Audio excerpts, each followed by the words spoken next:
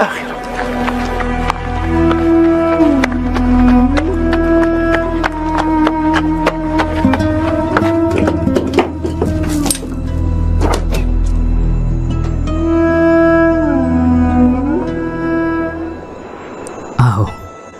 आपके चचा के बेटे मोहम्मद कैसे हैं? अपने रब के फजल से वो बिल्कुल ठीक है। कौन रब? मैंने आपको आज उनके साथ पहाड़ी रास्ते पर देखा था। आप वहाँ क्या कर रहे थे? मेरी तो कुछ समझ नहीं आया।